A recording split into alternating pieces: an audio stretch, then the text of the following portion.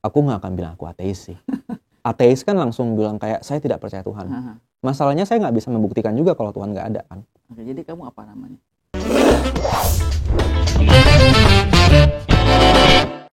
So, Calvin Chandra, Ya. kamu openly bilang bahwa kamu telah didiagnosis oleh bipolar disorder. Iya, sekitar 2022 aku didiagnosis sama psikiaterku. 2022, berarti barusan ini dong? Barusan, cuman sebenarnya Tahun sih lalu? tahun lalu Oke. akhir kan. Cuman sebenarnya sih dari tahun 2021 aku sudah ke psikiater sih. Tepatnya 2020 akhir. Tapi dari 2021 aku mulai pengobatan secara rutin lah. Sebenarnya sih aku sempat di 2020 itu ngalamin maybe something yang bisa disebut kayak mental breakdown sih. Jadi Oke. mungkin ini bukan sebuah term yang 100% tepat ya. Cuman yang saya alamin, saya ngalamin stres yang sangat besar. Stres yang sangat besar itu meliputi kecemasan yang akhirnya menimbulkan respon yang sebenarnya tidak biasanya dilakukan oleh orang dewasa, yaitu di tempat umum, di tempat kerja saya nangis, saya sangat tertekan dan bahkan mulai menyakiti diri sendiri sebenarnya pada saat itu. Nah, Wow. at that moment sebenarnya memang saya sudah rutin melakukan konsultasi dengan psikolog, dengan counselor, sorry. Nah, Sebelum itu? Oke. karena memang ada kecemasan. Nah, mungkin karena pandemi ya, jadi segala sesuatu jadi semakin memburuk. Nah, efeknya tekanan pekerjaan dan berbagai aspek kehidupan lain membuat pertahanan yang selama ini membuat saya bisa go through life dengan apa adanya nggak bisa ditahan lagi dan akhirnya hancur, pecah. Oke. Saya masih ingat kayak gitu sih. Malam Alright. itu saya telepon ke konselor saya dan konselor saya langsung minta saya ke psikiater. Banyak orang tidak tahu perbedaan ya, Calvin, antara psikiater dan psikologi. Bisa jelasin sedikit nggak? Ini kalau berdasarkan pemahaman saya sih, yang paling gampang untuk membedakannya sebenarnya psikiater akan bisa memberikan obat. Dia akan memberikan terapi obat, sedangkan psikolog enggak. Oke. Dan pendidikannya juga beda. Psikiater kan sebenarnya dokter tuh. Iya. Dokter yang mengambil spesialis kejiwaan, sedangkan psikolog ya mereka kuliahnya psikologi. Approach-nya juga beda sih sebenarnya. Tetapi maksudnya contoh seseorang ada penyakit mental ya. Apakah dengan psikolog pun bisa dibantu atau harus ke psikiater at the end of the day? Kalau pendapat saya sendiri, maybe lebih baik start dari psikolog dulu. Oke. Karena biasanya psikolog akan melihat, oh kalau ini orang cukup membutuhkan bantuan dari obat-obatan untuk kondisi yang memang butuh, maka dia akan diarahkan ke psikiater.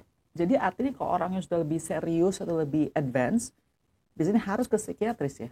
Iya, terutama kalau ini sudah berhubungan dengan kondisi otak. Misalnya skizofrenia kan, well, itu sudah harus ditangani dengan obat ya, nggak bisa enggak gitu. Oke. Nah, Calvin, kamu tadi bilang bahwa kamu didiagnosa oleh penyakit bipolar ya. Tapi bipolar tipe 2. Apa perbedaannya? Jadi bipolar sebenarnya ada 3 tipe. Satu yang tipe 1, tipe 2, dan tipe 3 itu siklotimia. Tipe 1 itu ditandai dengan, well, mungkin aku mulai dari maksudnya bipolar itu apa ya. Yeah. Bipolar kan 2 kutub. Jadi manusia itu punya mood yang tinggi dan rendah.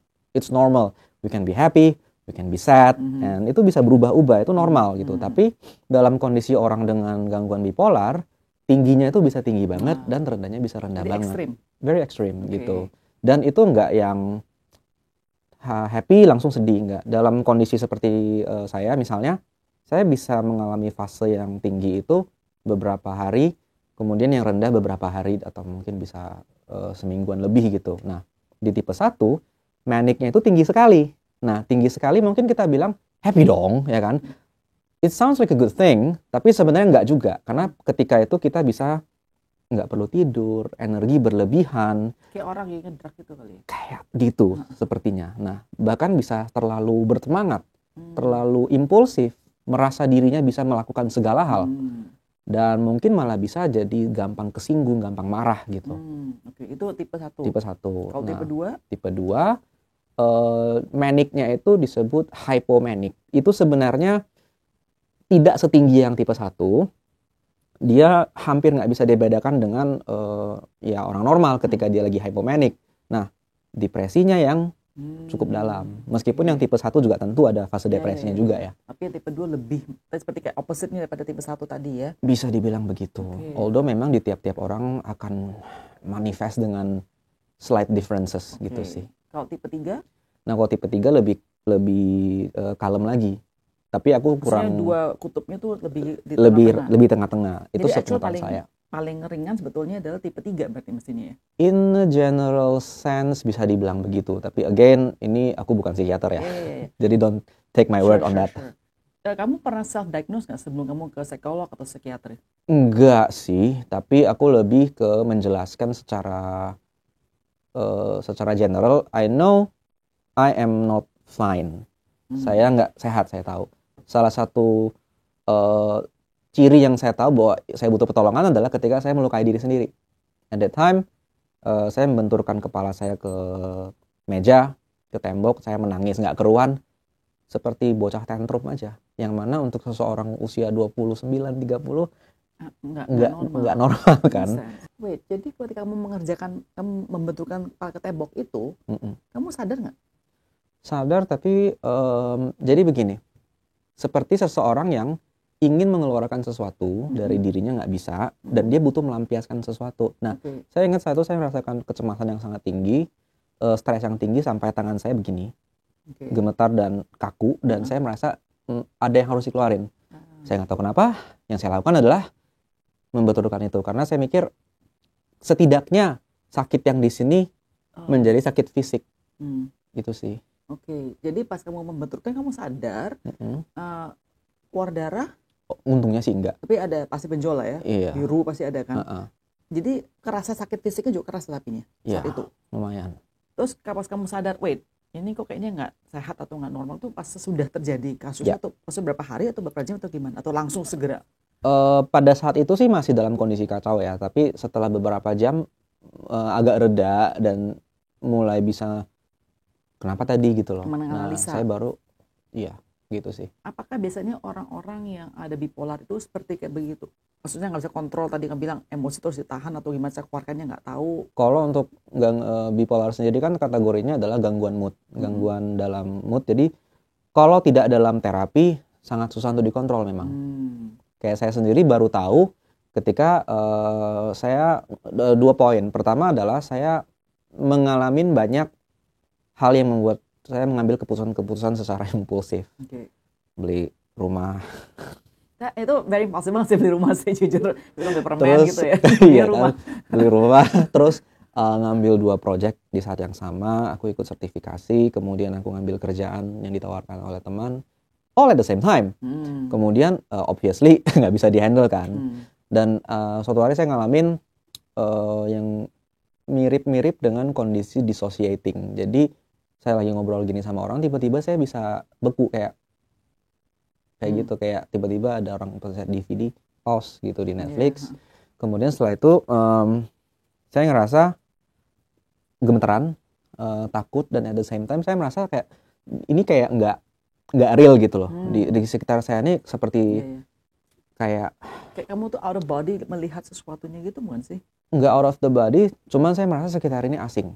Padahal saya tahu ini di mall misalnya gitu ya, dan ini restoran yang saya kenal. Cuman di situ saya merasa saya dalam bahaya gitu loh. Oke.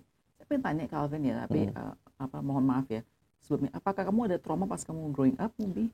Well, ada sebenarnya. Yang maksudnya bisa menyebabkan atau trigger bipolar ini, apakah dari childhood memories? Something happen in the past? Sebenarnya aku rasa setiap orang akan punya a certain level of trauma ketika kecil ya.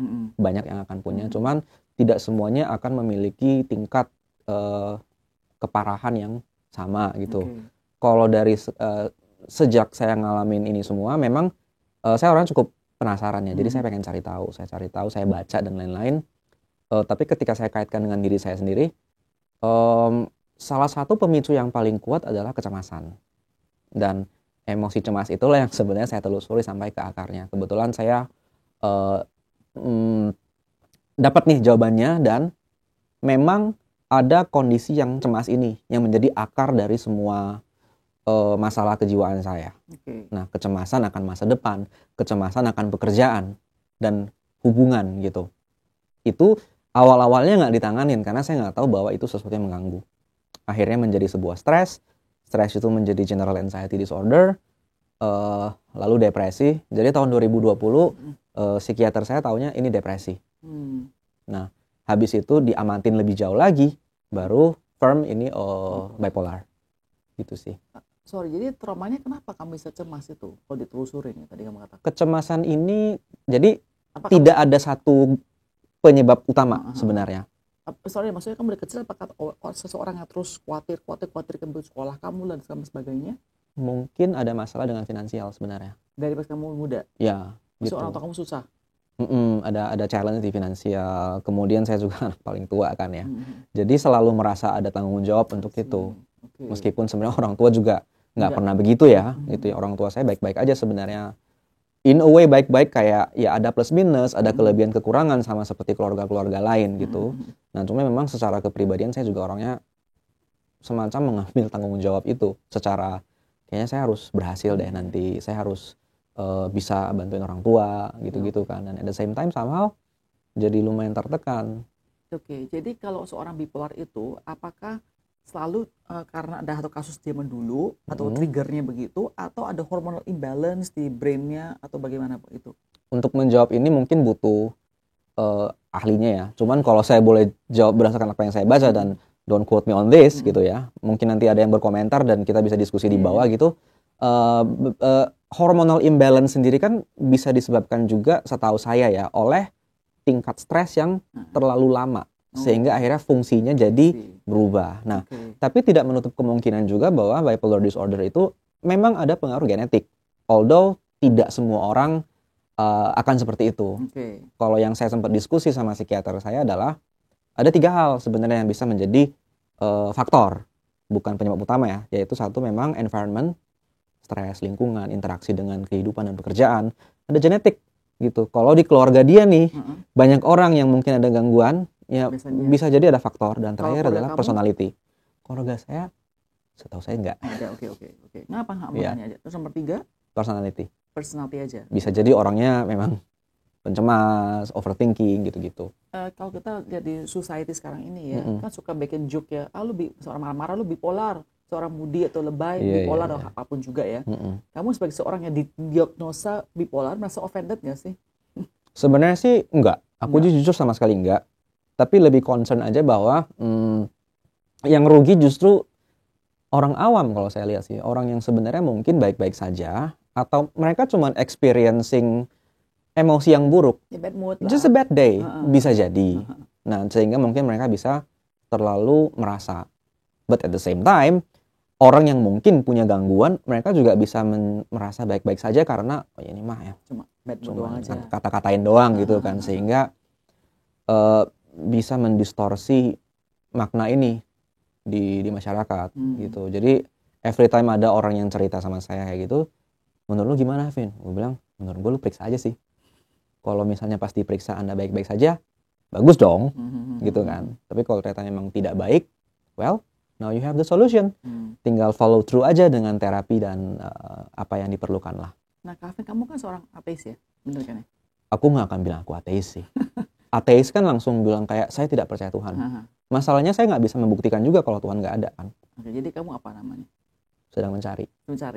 Nggak, soalnya saya pengen tahu nih ya, kadang-kadang orang kalau ada gangguan jiwa ya, kesehatan mental kayak begitu, ada orang-orang yang beragama, suka kasih artisnya adalah kamu kurang iman, atau kamu kurang doa, kamu kurang ke Tuhan lah, itu begitu. Tuhan tuh bisa menyelesaikan masalah-masalah kamu gitu loh, ya kan?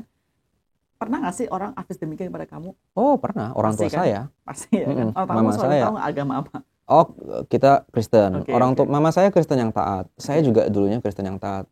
Nah, kembali ke pertanyaan Kak Grace tadi, saya bukan ateis. Tapi kalau mau misalnya dikategoriin ya, menurut label, mungkin saya lebih tepatnya agnostik. Saya nggak bisa mengatakan saya nggak percaya Tuhan juga sih. Malah, kalau misalnya ada yang bisa bikin saya yakin, saya sangat senang. Karena sebagai orang yang memang dulu sering ke gereja, saya juga sebenarnya merindukan perasaan untuk kembali memegang kepercayaan itu. Karena mempercayai sesuatu itu sangat baik buat kita. Jadi apa kamu setiap nggak percaya? Seiring dengan perjalanan hidup sih terlalu banyak pertanyaan yang muncul, dan sampai sekarang saya belum dapat pertanyaan itu secara filosofis. Karena kamu kayaknya analytical sekali sepertinya. Lumayan. Lumayan. Masih kan majornya itu kali, mestinya science bukannya DKV kali. Oh, saya nggak sepintar itu. Oke, jadi back to that point ya. Misal contohnya orang tua kamu tuh siapapun juga, artis kamu kurang Tuhan gini. Gimana sih kamu punya perasaan atau dan respons kamu? Awalnya sih sebenarnya lumayan terganggu. Karena, nah ini sebenarnya relasional ya. Jadi ketika orang tua saya ngomong seperti itu ke saya melihat ini kayak bukan orang tua saya yang ngomong, ini adalah seorang Kristen. I want my parents to talk to me as a parent kan, sebagai orang tua gitu. Tapi ini kenapa seperti jawaban template? Setelah sekian lama baru saya menyadari ini yang sebenarnya bikin marah, bikin saya merasa nggak senang. Lumayan udah gesekan sih, sampai saya sempat bilang bisa nggak sih mah ngomong yang lain gitu. I just want my mom gitu kan. I don't want to talk to pendeta gitu ya, gitu, because you're my mom, you're not my pendeta saya gitu loh. Agak kurang ajar sih kalau dipikir-pikir. Ya kayak soalnya pas saya pernah share juga di podcast bahwa saya tuh pernah mengalami depresi ya kan. Kan saya kan seorang Kristen juga. Pasti banyak komentar bilang Kristen tuh biasanya nggak bakal pernah depresi karena kita kan trust in God ya kan. Tuhan tuh udah sukacita, damai sejahtera. Maksudnya kamu nggak mengalami Tuhan sebagai hal demikian. Why you still so scared and anxious? Kan orang depresi bisa anxious banget kan begitu. You know, tapi justru saya mau mengatakan bahwa orang Kristen pun yang pendeta pun mungkin bisa mengalami depression because sometimes nggak ada trigger aja mau tahu kan ya itu loh. Jadi saya pengen tahu responsnya orang kalau dibikin tambah agama, ini salahnya di bumerang gitu loh. Iya. Although kalau saya untuk argue soal itu ya saya akan bilang lah konteks Kristen ya. Nabi Elia sendiri ketika di Goa juga sempat ragu sama Tuhan kan, dan dia orang yang ngomong langsung sama Tuhan loh. Kalau dipikir-pikir, lah dia saja bisa mempertanyakan, ya apalagi kita yang tidak bisa mendengarkan langsung suara Tuhan dan melihat mukjizat secara langsung gitu loh. Now this is the basic question. Do you think religion atau Tuhan bisa menyembuhkan seseorang dengan gangguan mental? Katakanlah ada sebuah Tuhan dalam bentuk yang divine intervention. Ya sure, why not gitu. Bisa saja. Cuman kan sekarang kita tanya seperti aku mau bikin restoran bisa kayak KFC nggak? Besarnya mungkin, cuman seberapa besar kemungkinannya, kira-kira gitu kan, akan susah. Nah tapi kalau kita berbicara ke kondisi yang mental yang sangat berat seperti skizofrenia, aku rasa sih nggak bisa ya, nggak bisa, kita harus pakai obat. Aku suka memikirkan ini sebagai sebuah analogi dengan penyakit lain. Contoh misalnya diabetes, kita bisa sembuh total nggak? Mungkin nggak gitu loh, but we can live well. Kita bisa, dan kita menghadapi orang dengan diabetes. Well, saya minum obat aja dan saya kurangin gula. Nggak masalah kan, kita tidak menambah makna-makna lain di sana kan. Jadi sama gitu, ketika kita memandang ini sebagai kondisi medis, that's it. But that's the problem. Kebanyakan society masih hari ini, bahkan Indonesia masih tidak menyadari bahwa penyakit jiwa itu sesuatu yang sebetulnya setara dengan diabetes, kanker, dan penyakit fisik ya begitu. Iya, itu sih. Mungkin karena itu saya akhirnya memilih untuk dan memutuskan untuk I'm going to speak about it gitu loh. Saya akan ngomong tentang itu dan in a way membuktikan bahwa dengan saya mengkonsumsi obat, saya istilahnya patuh ya sama nasihat dari dokter dan saya lakuin, masih bisa produktif kok, masih bisa hidup dengan baik kok gitu. Alright. So this is kamu single setahu saya. Iya. Oke. Kalau apakah dengan kamu terbuka nih, kamu adalah seorang bipolar? Cewek akan takut nih, aduh kayaknya no deh, aku mau nyari yang nggak usah bipolar, kayaknya bakal capek gitu loh, atau susah gitu. Kemungkinan itu pasti ada. Pasti kan? Pasti kita be fair aja ya? Ya, pasti ada. Sama seperti saat saya katakan, so let's say kamu masih muda, atau dibilang, sorry I have cancer, I think pasti lebih, bener kan? Normal aja sih. Apalagi kalau bilang, hai, saya nggak punya mobil. Gitu ya. Itu langsung mundur dulu. Ya apalagi kalau Oke. Nah, mirip-mirip kan. Nah, jadi kalau kamu kan ada bilang, kamu kadang tak khawatir tentang masalah hubungan begitu. Tapi kamu sangat terbuka dengan kesehatan jiwa kamu. Nah, selama ini kamu ketemu perempuan, saya dan macam kayak begitu, gimana sih mengungkapkan? Do you tell them the truth from the beginning atau bagaimana? Enggak langsung. Nggak bisa. Hai, saya bipolar. Enggak. Tapi kan ketika ngobrol dan lain-lain kan akan pelan-pelan kita terbuka ya. Aku terapkan itu sebagai auto filter aja sih. Kalau misalnya mundur ya sudah gitu. What is the initial response? Orang bilang gitu, kamu bilang gitu, apa sih initial response perempuan? Mereka kan kayak, oh ya, really, I'm sorry ya gitu-gitu sih. I'm sorry, dia nggak bakal back itu setelah itu. Well, saya nggak, jujur aja saya nggak banyak seeking nggak banyak sih. Jadi saya nggak punya sampel yang cukup untuk bilang. Nah, I'm just curious aja. Soalnya, jadi artinya gini lah, seorang yang bipolar, apakah bisa punya hubungan yang sehat, langgeng, yang yang baik itulah? Bukan baik, sorry. Mungkin lebih yang langgeng ya. Gitu. I think setelah saya beberapa bulan dengan label resmi bipolar dan setahun 2 tahun lebih dengan label depresi, aku masih punya hubungan yang sehat dengan teman-teman dan keluarga sih. Gitu ya. Very healthy relationship with them. Mereka support sistem yang sangat baik. Pernah nggak, misalnya contoh sebagai seorang tua nanti ya, kalau misalnya seorang bipolar itu, kamu kan bilang kadang bisa maniknya sampai crazy sekali, bisa very high sekali, kayak benar over ya. Bisa ataunya takut ada harm kepada anaknya. Nah, itu pertanyaan bagus. Saya kebetulan sampai sekarang merasa dengan kondisi sekarang saya belum bisa jadi orang tua yang baik. You're afraid? Yeah. Not afraid, but I know I'm not going to be a good parent dengan kondisi saat ini gitu. Bisa sembuh. It's treatable, tapi apakah itu bisa fully cured? Kalau saya baca sih nggak bisa. Nggak bisa kan? Tapi bisa dikontrol. Misalnya saya bisa bilang sekarang dosis obat yang saya minum sudah jauh berkurang dibanding awal-awal. Okay. Dan konsultasi saya yang usually dulu sebulan bisa 2 kali, sekarang 3 bulan sekali malah. Jadi kan aku bisa melihat ada sense of progress di sana kan. Dan itu kan memberikan harapan sebenarnya. Harapan yang realistis, bukan harapan yang palsu kan. Gitu sih. Jadi as long as kamu pergi ke counselor atau ke psychologist, minum obat, itu bakal manage. Iya, bahkan saya pernah ketemu orang yang memang dokternya udah remisi minum obatnya. Cuma memang dia gaya hidupnya harus dijaga. In a sense? In a sense, istirahat harus cukup. Tidak boleh terlalu sedih, tidak boleh terlalu senang. Pusing kan? Susah dong. Susah, tapi ya karena itu dari sana saya belajar mindfulness, belajar ini sesuatu yang udah banyak orang belajar, yaitu stoicism atau stoikisme. Dan meskipun saya praktisi stoikisme yang buruk ya, karena masih suka kuatnya dan lain-lain, but ya we'll get there I guess. Kita yang penting usahanya. Masih bolong-bolong juga, ada momen-momen di mana saya ketika fase depresifnya muncul dan saya nggak bisa ngapa-ngapain, ya sudah, memang lagi capek gitu. Oke. But kamu merasa bahwa kamu satu hari pasti will be okay. Ya, I believe so. Depends on what okay means. Sembuh total sih mungkin enggak, cuman lebih quote unquote normal ya. Normal, a functioning member of society. The formal sense. Okay, alright. Oke, saya juga mau tanya juga ya, saya pernah Google, katanya kalau bipolar itu katanya lebih bisa jenius, benar nggak sih? Nggak tahu ya, saya nggak merasa jenius sih. Kadang-kadang kalau kita baca, saya tahu misalnya autistic spectrum ada yang bisa tahu jadi very genius sekali. Savant, ya. Gitu. Tapi ini nggak proven about bipolar ya, as far as you know. As far as I know sih, mungkin bisa muncul di orang-orang yang kreatif sih katanya sih. Cuman datanya saya nggak tahu. Kamu orang kreatif, kamu masih in a sense. Kamu kan soalnya suka nulis. Iya, saya suka. Itu suka. kamu punya apa ya? Channel? Iya, di Instagram saya. Di bawah sini enggak. Nggak bisa gitu. Itu emang channel kamu untuk bantu kamu ya? Iya, itu saya punya IG saya kan memang lebih banyak. Twitter juga? Twitter sebenarnya cuma buat iseng-iseng aja sih. Okay. Tapi saya lebih banyak berkarya di Instagram. Okay.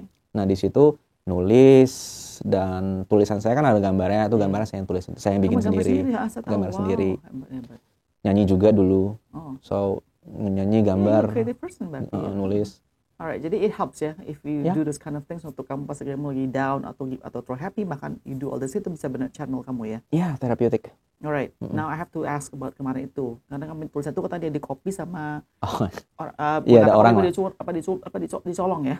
Iya, jadi ada orang kasihan saya nggak sebut namanya deh gitu ya, nggak usah. Jadi dia karya saya diambil, terus dia repost di LinkedIn dia, ya udah blatantly copying aja kan. Kan di karya kan diposting di bawah nama saya gitu, dihapus, dia kasih watermark dia, semua captionnya juga di copy tuh. Mana agak kurang ajarnya di caption saya itu, saya kan ngomong tentang Six Thinking Hats-nya Edward de Bono kan. Di caption saya tulis ini adalah idenya ke Edward de Bono, di situ dihapus sama dia kan. Kesannya jadi ide dari dia sendiri. Iya, kesannya seperti itulah. Gitu. Kayak bisa kayak hal kayak begitu ya, ke-trigger kamu nggak sih? Jujur nggak sih. Sama sekali nggak?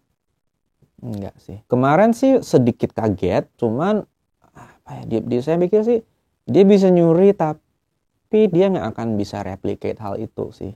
Oke, but I want you to share ya. Kamu kan setelah itu kan nulis tentang kamu punya pengalaman ini, tentang kamu merasa bahwa seseorang kreatif itu journey-nya actually yang very very important kan. Bisa tolong share nggak sih? I thought that's a very good point gitu. Oh iya. Jadi kita bisa mencapai saat ini nih karya yang kita buat, setiap filmmaker, penulis dan lain-lain, itu kan semuanya adalah hasil dari pengalaman dia sebenarnya, kalau in a sense ya. Tapi aku suka menggunakan analogi dapur. Jadi kita tuh semua di dalam kepala kita kan ada dapur, dan dapur kita kan isinya berbagai jenis ingredients, bawang putih, daging, nasi dan segala macam yang sebenarnya kita kumpulkan dari perjalanan hidup kita, pengalaman kita sekolah di sini, tumbuh besar di sini. Makanya orang-orang yang misalnya hidupnya cukup berpindah-pindah, mungkin dia akan punya pengalaman dan cerita yang lebih bervariatif. Nah dari situ adalah that's what makes us very unique. Memang bikin Kak Grace unik dengan kehidupannya, dan saya juga gitu kan. Nah kita masing-masing punya ingredient sendiri. Nah dan itu nggak bisa direplicate gitu. Nah kemudian dengan kita menuangkan dalam karya adalah bagaimana kita belajar masak. Having an ingredient itself is not enough. We have to cook. But the skill to cook juga nggak bisa maksimal kalau kita nggak ada bahan masaknya. Jadi ya dua hal itu, pengalaman yang kita miliki dan bagaimana kita menuangkannya. Ya sama seperti orang membaca saja tidak cukup, mereka harus belajar menuangkan apa yang di kepala mereka menjadi tulisan. Dan manusia yang terbiasa menulis biasanya akan memiliki kemampuan komunikasi yang lancar. Karena ketika kita menulis kan kita formulasikan di sini dulu. Jadi aku rasa jawabannya begitu sih. Oke. Tapi menarik sekali sih Calvin, kamu seorang writer in a sense ya, even though it's Instagram, tapi kan writer ya, benar ya? Writer yang orang kreatif, kamu didiagnosa penyakit bipolar ini, ya kan? Kamu kan banyak sekali, menurut saya kan suatu hal yang nggak gampang, ya, mengalami hal tersebut. Jadi if you can have a wish nih, going back from when you were a kid to change your life, nggak punya penyakit ini, would you? Atau kan merasa adalah a blessing in disguise ada penyakit ini? Kamu lihat tadi bumbunya jadi lebih sedap, maksudnya lebih menarik gitu lah. Wah ini pertanyaannya bagus sih. Aku harus berpikir sedikit. Kayaknya nggak akan diubah sih. No. Karena kalau diubah, I wouldn't be me saat ini. Aku akan menjadi Calvin yang lain yang mungkin nggak akan berpikir begini, maksudku. Karena aku kena didiagnosis bipolar, aku baca banyak. Karena aku baca banyak tentang hal ini, aku jadi baca banyak juga tentang kesehatan mental dan lain-lain. Dan itu cukup membuka wawasan. Aku gak akan bilang ini blessing in disguise sih, because having a bipolar disorder itu gak enak, sangat gak enak. Cuman I would like to say I make the most. Aku mencoba memaksimalkan hal itu. Dan seperti bahwa banyak orang terbantu karena sharing kamu. I hope so. No, I do, because you share kan, sometimes orang kan suka tanya kamu pertanyaan-pertanyaan, so they actually rely on you loh.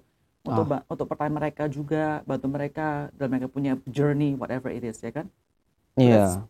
I think that's a blessing in disguise kind of thing. Yeah, now that you mention it, aku ingat ada sempat ya, beberapa yang bilang mereka nggak jadi bunuh diri setelah baca tulisanku. Seriously? Yeah, it's quite nice to know. That's impactful banget loh, Calvin. That's a blessing. So happy to hear that. Are you happy though? I would like to say so. Are you gonna be okay? Ya, ini happy sih maksudnya. This is happy, right? This is happy, ya. No, it's such a blessing, truly. Saya mau cerita sedikit. Saya kan tahunya Calvin dari Instagramnya si Andre ya. You know, so I saw your post yang terakhir yang kasus yang plagiarisme itu. Oh iya. You know, and then saya liatin kamu interaksi dengan followers itu. It's amazing. Dari cara mereka tanya, saya tahu bahwa mereka tuh udah follow kamu dan get a lot of help. So Calvin, kamu tuh menjadi blessing bagi banyak orang ya. Thank you. Yeah, I think, yeah. And the most important, I hope you are well and you hope you're happy. So far sih, iya sih, I think happy well sih saat ini. Thank you so much. Thank you.